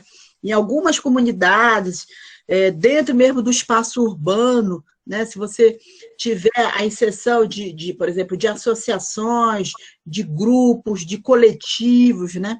De fazer atividades diferentes. É lógico, dentro dessa inserção, né, do que seria esse turismo de massa, que nós não sabemos o que vai ser dele, né? Nós estamos num momento aí de total interrogação, o que vai acontecer? Né? Inclusive, eu quero aproveitar e dizer que a professora Rita propôs uma pesquisa maravilhosa, lá desde maio, né, que é uma pesquisa sobre esses impactos da pandemia no turismo. E aí nós formamos grupos no Brasil inteiro, colegas que estão participando do Brasil inteiro, inclusive da África, o professor Gambi, José Gambi, né, que é lá o em José, o Ringo.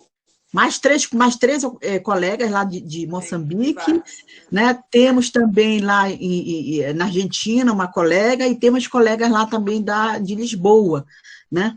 Então, nós organizamos uma pesquisa e a gente espera aí oferecer esses resultados daqui para março, tem todo o cronograma. E a Rita está coordenando aí dessa ideia e hoje tem mais ou menos 100 pesquisadores, né? Por aí, né, Rita? Fazendo parte desse grupo. Temos quase 100 já, né? Temos quase 100 pesquisadores.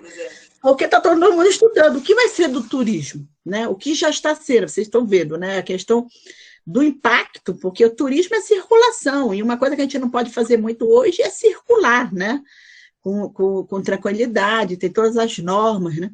Agora, essa relação do turismo com o patrimônio é sempre de muito conflito, né? A primeira coisa do patrimônio é a gente pensar, o patrimônio, ele só tem sentido se ele tiver uso. Né? Ah, você tombou, não pode entrar. Não, tem que ter uso, tem que fazer essas políticas de acesso. Através do quê?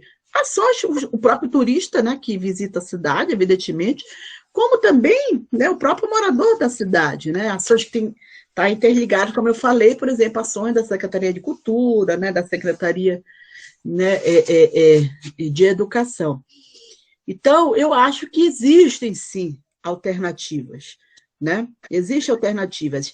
Agora, essa participação da diversidade da sociedade, né, dos coletivos, das ações sociais que têm visibilidade, têm ação na cidade, tem que ser incorporada e tem que dialogar com qualquer política ligada à questão do turismo, patrimônio.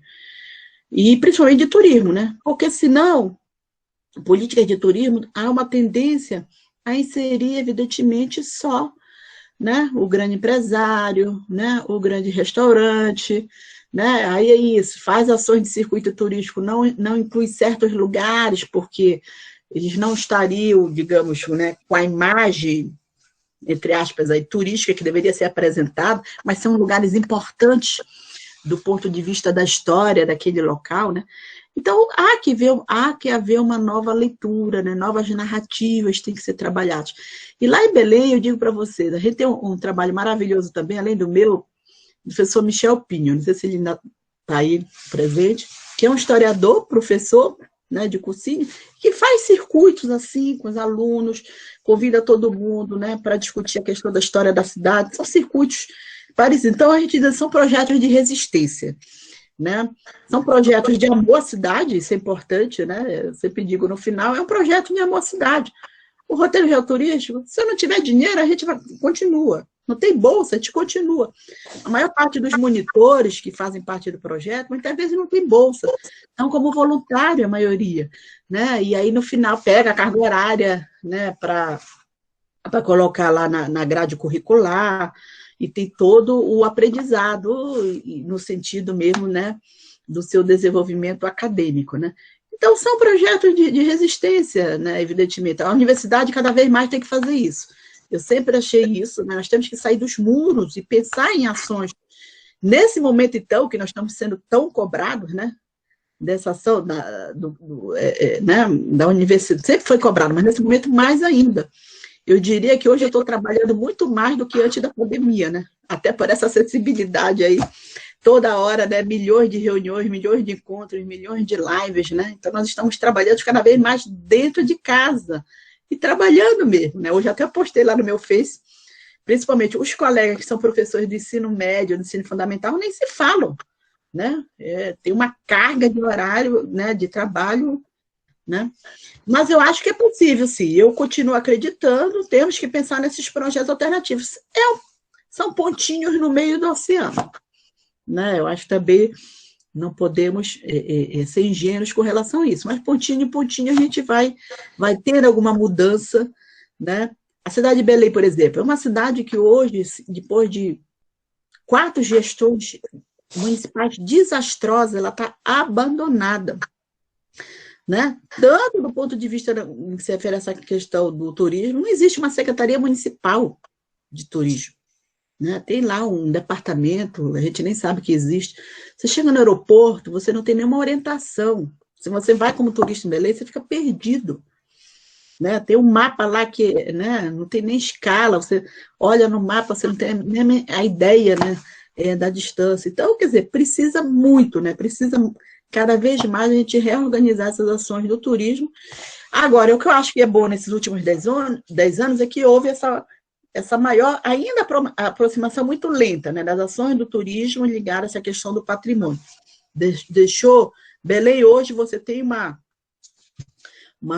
frequência hoje do turista que já vai a Belém não só pela questão da natureza ou só como ponto para ir para a Ilha do Marajó, né?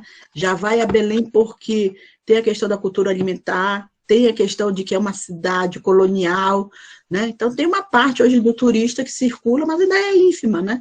O turismo, quanto que representa, né, Rita, do nosso PIB? 3% aí no Brasil, né? No estado do Pará, esse número não é também diferente, né?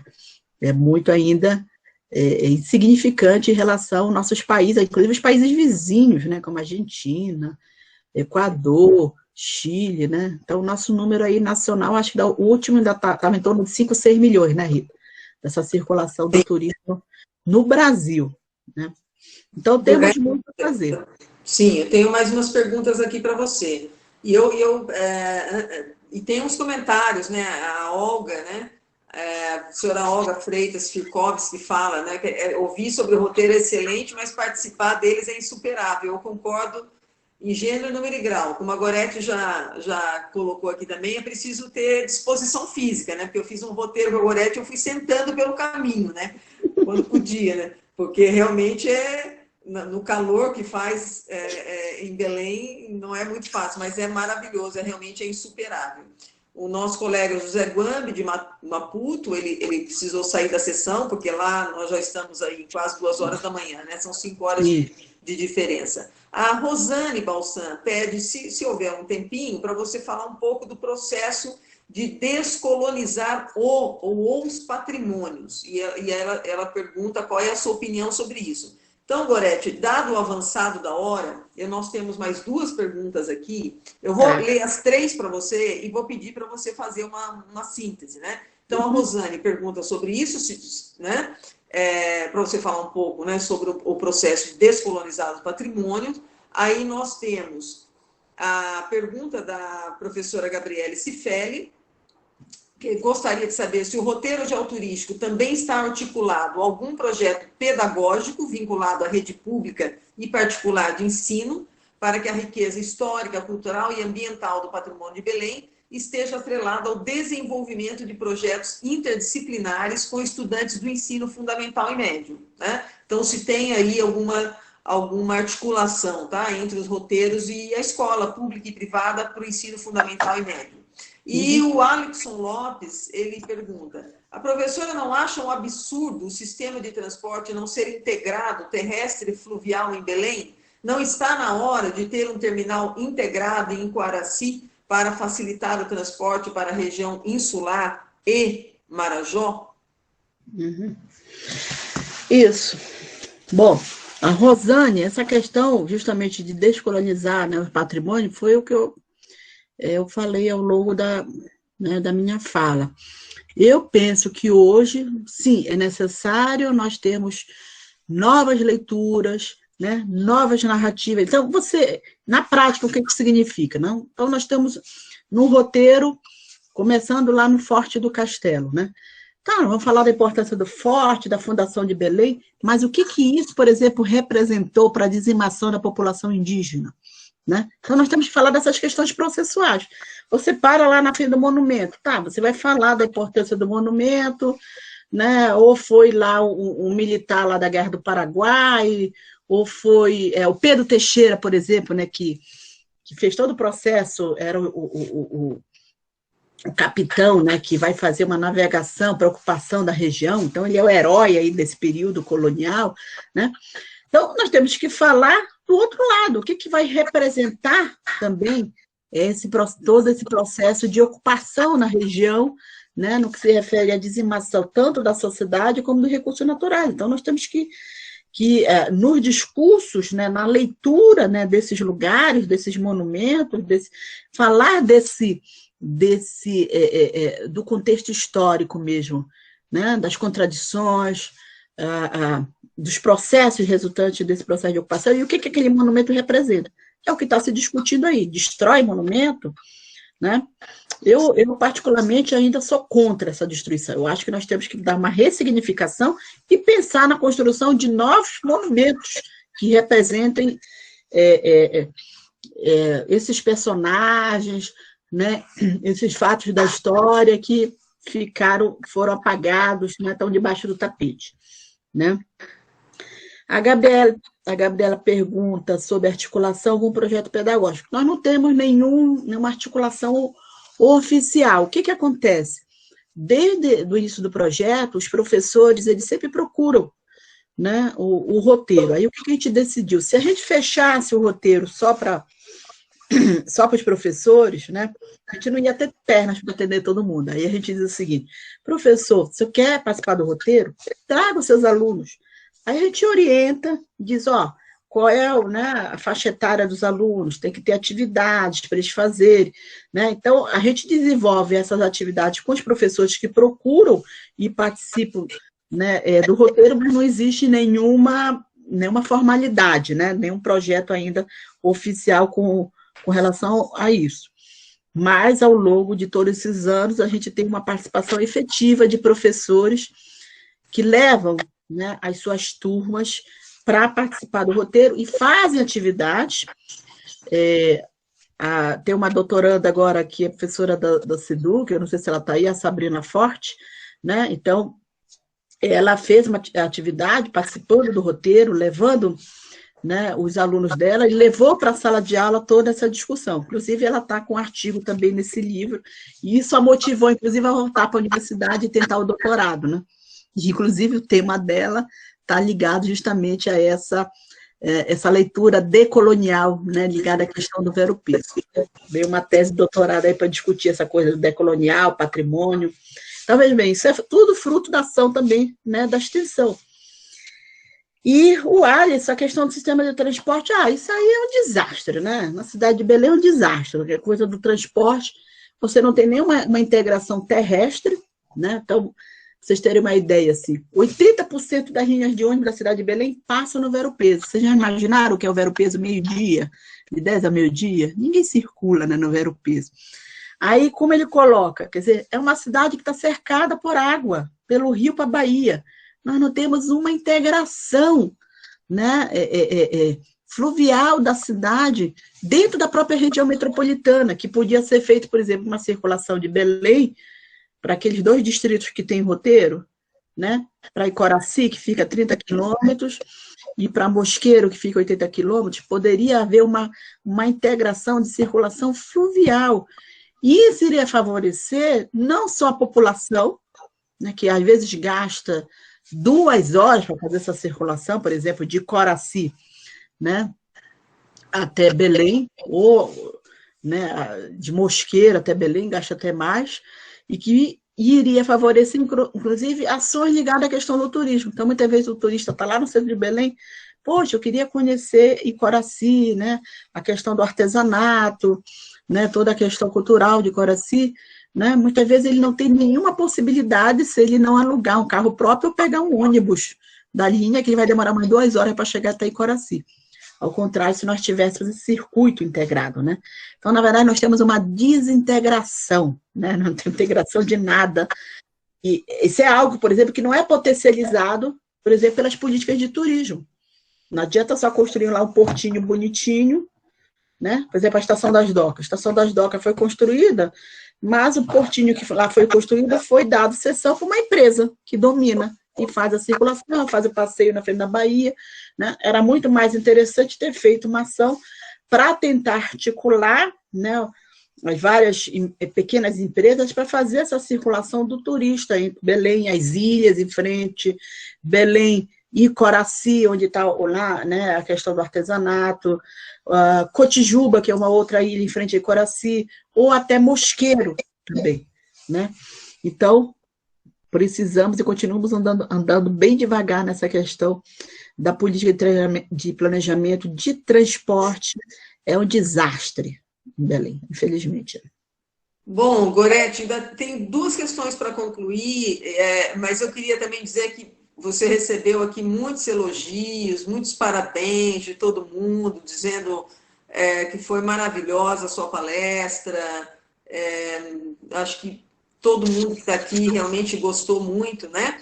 E para concluir, então, é o seguinte, o Alisson Lopes pergunta, a gourmetização da cidade implantada pela atuação da gestão municipal não vai na contramão da lógica de uma cidade que deve ser boa para seus habitantes primeiro, e aí, então, atrair o turismo, atraindo as pessoas para cá, né?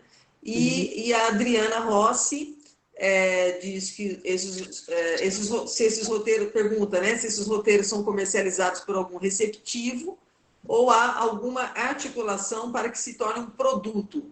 Qual a participação do poder público e do trade turístico nesse sentido? Com essas duas perguntas, a gente encerra as questões dessa noite. A Selma escreveu gratidão pela oportunidade, deixou um abraço para todos. O Lucas, meu aluno, acho que entrou agora há pouco, né? Ele disse que ver o peso é realmente uma loucura e que a sua fala foi muito real. E parabeniza você também. Então, vamos lá, Gorete, para concluir a noite de hoje, o encontro. Certo. Bom, o Alisson e a questão da gourmetização. Sim, concordo, né?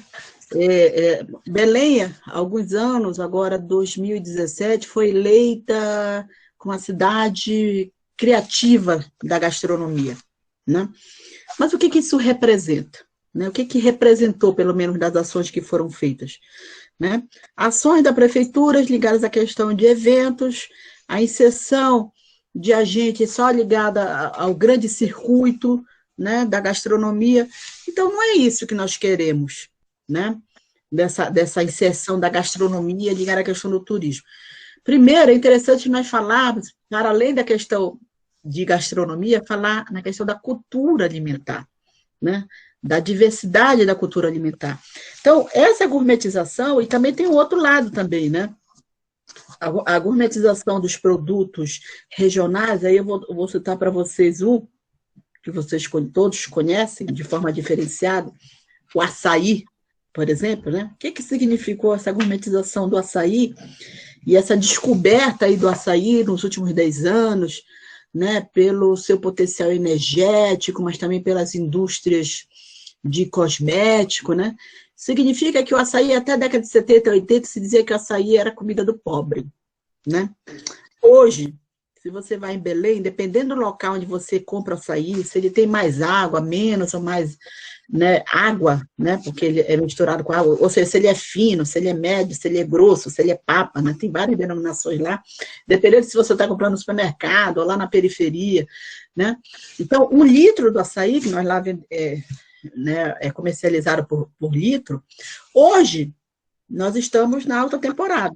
Mas, por exemplo, há um mês atrás eu comprei, na alta temporada, em frente lá da minha casa, o litro estava R$18. Ele pode variar entre R$18 e R$50, dependendo da temporada. Então, ou seja, o litro de açaí hoje ele é mais caro do que 1 quilo de carne. Por essa demanda grande do açaí, então aí exige projetos, né? Projetos de plantio do açaí, né, desse próprio controle aí da circulação do açaí. Então, essa gourmetização tem que estar, né, essas políticas ligadas à questão da cultura alimentar, da gastronomia, tem que andar em conjunto também com as outras políticas, as políticas de inserção econômica, de quem está por trás, né, dessa cultura alimentar, lá desde quem planta, o produtor, quem vende, quem comercializa, né? Então, o açaí, ele é um exemplo. Mas nessa última gestão, nessa gestão municipal, realmente, eu só tenho a dizer que foi um desastre. Políticas de turismo, gourmetização da cidade, eu não tenho nada de bom a dizer. Estamos esperando aí para ver se vai haver uma mudança nessa próxima eleição, né? A Adriana Rossi pergunta... sim, se o roteiro é comercializar. Como eu falei para vocês, o roteiro ele é um projeto de extensão, ele não é comercializar. Mas ao longo desses anos, vários guias, né, que são formados, são guias de turismo, né, participaram do roteiro, né? E a gente sempre diz, eu digo, olha, se vocês quiserem levar a ideia do roteiro e transformar isso, né, num produto lá, para nós não tem problema nenhum, esse é o papel da universidade, ele está à disposição, né? Quem quiser fazer ideia, mas o roteiro geoturístico é um projeto de extensão da universidade, vai continuar com essa finalidade, não tem finalidade nenhuma econômica, né? Então, se vai virar produto ou não, depende aí do trade, depende aí dos guias. Eu sempre digo que em Belém, às vezes eu sou chamada para falar lá com os guias que estão em formação, no curso do Instituto Federal do Pará, né? Eu estive lá ano passado, e eu brinco com eles, eu digo, olha, eu acho que vocês não sabem ganhar dinheiro. Belém tem uma potencialidade incrível. Ocorre que muitos desses guias ficam na dependência das agências de turismo, que não dão um passo à frente nem atrás do que já faz há 40 mil anos. Né? Eu digo, por que vocês não formam cooperativas? Né? Você já pensou se tivesse cooperativas lá no Vero Peso de guias, cooperativas lá próximo da Fortaleza, né? E que vocês podem mesmo gerenciar. Agora, você tem que fazer roteiros com conteúdo. Né? Então, essa coisa, aqueles roteiros tradicionais, né, de turismo, hoje, uma grande parcela do turista ele não precisa contratar um guia, está tudo na internet. Né? Então, o guia ele tem que ter um plus a mais, tem que, né, desvendar o que é essa cidade, o que é a importância desse ponto turístico. É verdade, porque hoje está tudo na internet, está tudo no celular, o cara vai lá, tem lá o resumo. Né? Então, se ele vai contratar um guia, ele quer um diferencial. Né? Então, a gente, se houver essa possibilidade, mas não vai ser uma iniciativa nossa, da universidade, né? Mas nós não temos nenhum problema com relação a isso, ao contrário, nós incentivamos que eles façam roteiros diferentes. Eu até brinco com eles, eu digo assim, olha, daqui a alguns anos eu vou me aposentar, e eu talvez faça o curso de guia, né? Então, desses né? Eu faço sempre essa brincadeira com eles, assim, dizendo da potencialidade que tem uma cidade como Belém, né? Cidades amazônicas como todo, mas Belém é uma cidade única, né? Como eu já falei para vocês, por essa questão da natureza, né? De toda a história, de todo o processo de ocupação ao longo da presença das sociedades indígenas e depois com a chegada também dos portugueses. Temos muito a fazer e muito descoberto sobre essa questão do patrimônio e principalmente sobre essa questão do turismo. Ok, Gorete, eu gostaria de concluir, depois eu vou passar a palavra também para você fazer o seu fechamento, né?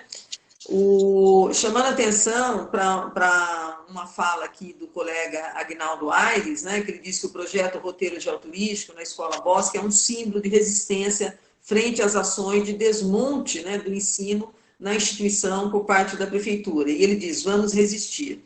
Né? De fato, né, Agnaldo, eu diria o seguinte, e também isso está diretamente ligado à fala da professora Gorete, a própria universidade pública e gratuita no Brasil é um símbolo de resistência. Quem pensa que a universidade pública e gratuita está sendo atacada apenas neste governo é porque talvez se esqueceu, né, de olhar para o passado, para a história, né, mais remota das universidades públicas no país, que vem sistematicamente sendo atacadas. Né? Então, o ataque ao ensino, sobretudo ao ensino superior, público e gratuito, não é algo que começou no governo atual. Isso vem de muito tempo. E se a gente pensar que universidades como a USP, como a FRJ, a própria Universidade Federal do Pará e tantas outras universidades federais que estão aqui presentes hoje, ou as estaduais, né? No caso da USP, a USP tem mais de 80 anos, a fundação da USP em 1934. Nós estamos neste momento, exatamente neste momento, sofrendo um ataque do governo do Estado de São Paulo com, né, o projeto de lei 529, que prevê recolher todas as, entre aspas, sobras de recursos das universidades e da Fundação de Amparo à Pesquisa, a FAPESP, né, como se houvesse sobra de recurso. Quando a gente termina um ano orçamentário na universidade, o dinheiro que está em caixa, porque vai ser usado em seguida para pagar outras contas, para financiar pesquisa e etc. O mesmo em relação à FAPESP, né? A nossa Fundação de Amparo à Pesquisa. Então, o ataque não vem, ele não é de hoje e ele também não vem apenas de Brasília, né? Está aqui do nosso lado, no caso do Estado de São Paulo, né? E certamente isso está se passando também nos estados aí de vocês. Portanto, em verdade, nós já somos uma forma de resistência. Todos nós, alunos, professores, estudantes de pós-graduação, quantos dos nossos alunos fizeram mestrado, doutorado sem bolsa, sem recurso, sem nenhum apoio financeiro de lado nenhum, né?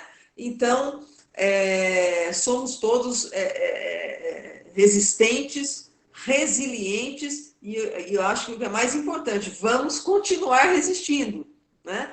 Eu acho que resistir deve ser o nosso lema, né? Professor Aguinaldo e todos os nossos outros colegas professores que estão aqui presentes. Então, feita essa breve observação, né, eu quero agradecer imensamente primeiramente a professora Goretti, né, mais uma vez, por se dispor a fechar o nosso ciclo de estudos. Nós pretendíamos hoje projetar um breve filme para vocês, de um pouco mais de 5 minutos, que nós organizamos. Eu digo, sob minha coordenação, mas foram meus alunos em Geografia do Turismo que fizeram, né? Mas como nós tivemos um atraso técnico, um problema técnico hoje, o atraso da sessão, então nós vamos deixar, né, para apresentar esse vídeo de uma outra forma, talvez disponibilizar no Face, no Instagram, mandar um e-mail para todo mundo, compartilhar com vocês, que é um vídeo que fala sobre a crise, né, da pandemia e os turistas brasileiros que ficaram retidos no exterior. Nós colhemos, inclusive, alguns depoimentos, né? Então, nós vamos disponibilizar isso para o público em breve. Então, eu passo a palavra para a professora Goretti fazer a sua fala final. Eu estou vendo aqui que o colega Aguinaldo abriu o vídeo. Eu não sei se ele gostaria de falar alguma coisa, Aguinaldo. Caso você deseje se manifestar, também fique à vontade. Eu, desde o começo, fiz questão de falar que vocês poderiam também abrir o microfone para falar, se quisessem, no momento das perguntas. Como eu só vi agora que você está com o vídeo aberto, eu não sei se você gostaria de falar, Aguinaldo.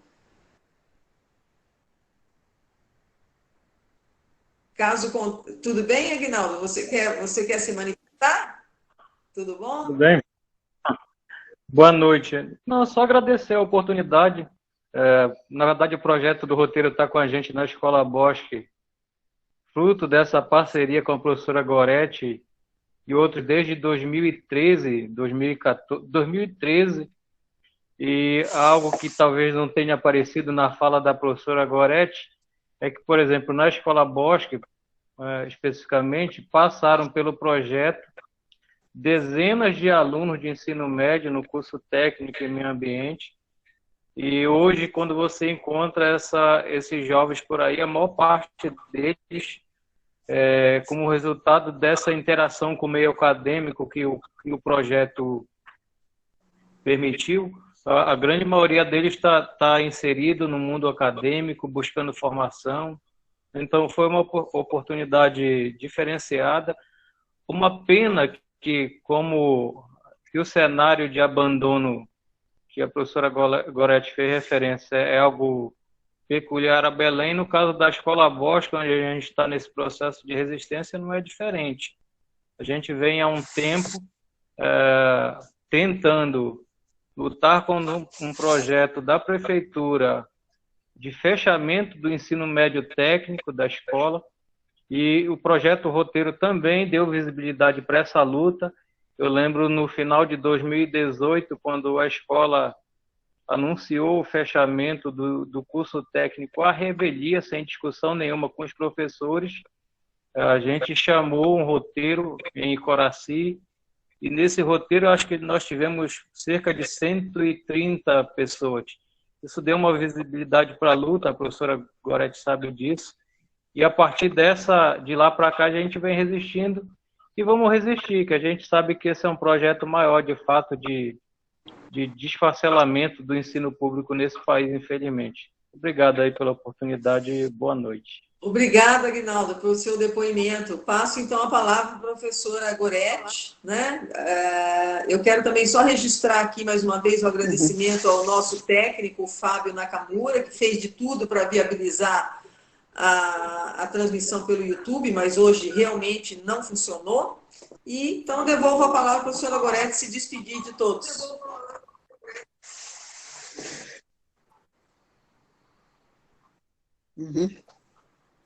Ok, Gorete, palavra Bom, sua. gente, agora que eu passei para o celular, que caiu o negócio. Isso. Então, queria agradecer imensamente, né? Para mim foi um prazer, né? Esse convite da Rita, né? Da gente poder discutir aqui um pouquinho sobre turismo, sobre patrimônio, contribuir aí com a atividade dela e do Departamento de Geografia da USP, né? Da disciplina, que foi resultado de uma disciplina da graduação, né? Que ela ministrou agora, sobre Geografia do Turismo. Então, é sempre bom nós podermos compartilhar, né, essas ideias e principalmente falar dessa experiência de Belém, né, que eu acho que é uma experiência que me orgulha muito, exitosa, né? Eu não falei para vocês, mas já ganhou o Prêmio Nacional do IFAM, né, com uma ação que valoriza a questão do patrimônio, o Prêmio Rodrigo Melo Franco, todo ano tem esse prêmio, nós ganhamos no ano de 2016, né, foi premiado, né, pelo IFAM. Já tivemos um reconhecimento também pela Assembleia Legislativa do Estado, ganhamos uma medalha de reconhecimento. Então é fruto do trabalho, não é só meu, mas é de todo esse grupo aí, né, o conjunto dos discentes, dos orientandos, dos monitores, alguns estão presentes, dos professores que são parceiros, né? Isso é importante também, dessa parceria aí dos professores, como o professor Aguinaldo, que é parceiro aí no projeto de Coraci, o professor Ricardo também, Coraci, Roteiro, né? A professora Rosânia lá na Federal do Tocantins também faz o projeto de forma brilhante, reconhecido também, já premiado lá no Tocantins. Então, essas aí são ações que se somam, né? São ações que nós podemos fazer e devemos fazer na universidade, né? Para pensar em perspectivas futuras de mudança com esses temas, as temáticas que nós trabalhamos, que no caso é a questão do turismo e é a questão do patrimônio. Então, eu agradeço imensamente. Agora que eu entrei no celular, eu vi que tinha 27 participantes. No computador, eu não consegui acessar Não, mas a gente mensagem, teve né? mais, Gorete. Durante todo o tempo, a gente teve mais de 30.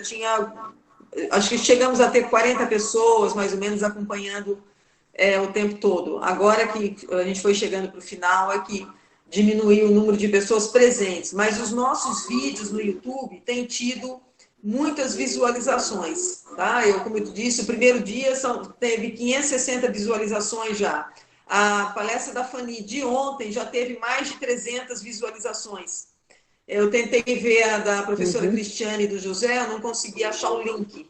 Mas, então, as pessoas também estão acompanhando, né, depois do evento, né, no pós-evento, estão acompanhando, não estão assistindo, né, aos vídeos. Então, isso é muito legal, porque significa, né, que está feito o registro e que pessoas do Brasil inteiro podem acompanhar. Me pediram aqui o ISBN do seu livro. Você consegue passar para mim agora? Você está com ele em mãos? Sim, o ISBN. Espera aí, gente. Tá. Vamos lá. Vou tentar colocar aqui. São 8 Quer colocar, anotar aí? Pode falar agora. Tá. 978 978 85 85 63728 63728 678. 678. Então, vamos lá. Uhum. O título do livro é muito comprido ou dá para digitar aqui agora? Tá, Geografia, Patrimônio e Turismo na Amazônia Brasileira. Patrimônio. Ah, tá aí, o João Gabriel já colocou. João Gabriel... O João é um fenômeno. É meu aluno. Quando eu tô indo com a farinha, ele já está voltando com o bolo pronto, né? Obrigada, João. Desses que é bom, desses que é bom. E nós estamos organizando o livro número 2 esse ano, viu? A gente vai voltar a retomar agora para o segundo semestre, né? Por exemplo, vou pedir artigo aí da Rosânia, aí da experiência do Tocantins, da experiência, né? Outras experiências. Então, legal. Aí, né? Então, a gente vai organizar, porque a ideia é ficar como memória, né? Tem que ficar registrada a importância né, desse projeto. Então, assim, eu queria agradecer, né, imensamente essa oportunidade. Muito bom estar com vocês aqui nessa noite, discutindo, compartilhando. Apesar dos problemas técnicos iniciais, mas aí deu para a gente manter a nossa conversa, né? E principalmente a Rita, né? A Rita é uma resistente aí da universidade, essa coisa do turismo aí, então ela continua firme e forte, né, nas discussões, na pesquisa. Vem mais coisa por aí, viu, gente? Essa nossa pesquisa aí sobre a pandemia, aí lá para o início do ano a gente já vai ter alguns resultados, aí vamos programar ou um seminário ou uma live, né, Rita? E, claro, sem dúvida alguma. Bom, é isso, Gorete. Um grande abraço a você, uma boa estada aí no inverno do sul do país, que não é para os fracos, né? Então, é isso. Pessoal, a todos vocês, o pedido final de desculpas pelos problemas técnicos, pelo atraso, mas foi um fechamento, no meu entendimento, com chave de ouro, né? Maravilhoso. O Jorge está dizendo aqui, foi um show, né? Então, foi isso mesmo. A Gorete sempre dá um show. Obrigada, Gorete. Abraços a todos vocês. Boa noite, eu que pessoal. Agradeço. Um beijão grande a todos. Tchau, Gabriela, João, Roberta, Jorge, Rosana. Boa noite. Boa noite, pessoal. Boa noite, Fábio. Obrigada, Fábio Nakamura. Professora, depois... só um Obrigada, recado. Depois eu vou colocar, vai editar, como ele está sendo gravado, vou editar e vou colocar para que, enfim, todo mundo muita que gente quiser vai ver assistir. depois, possa assistir depois. Mas legal, dá para você colocar na plataforma do YouTube depois, é isso? Posso, claro. Então perfeito, ótimo. Que aí depois a gente divulga. Quem quiser assistir. Sim. Obrigada, Fábio. Obrigada, Fábio. Boa noite, pessoal. Obrigado. Boa noite. Bom frio para todos aí. Se agasalhem. Nossa, sim, amanhã está previsto 3 graus. Talvez vai nevar aqui em Curitiba. Bora ver. Bom que fica todo mundo dentro de casa, na quarentena mesmo. É uma quarentena de frio, não é uma quarentena de vírus, então. Vai ficar todo mundo quietinho dentro de casa. É isso aí, pessoal. Tchau. Beijo um prazer estar com vocês esta noite. Boa noite, bom descanso. Boa noite. Boa noite.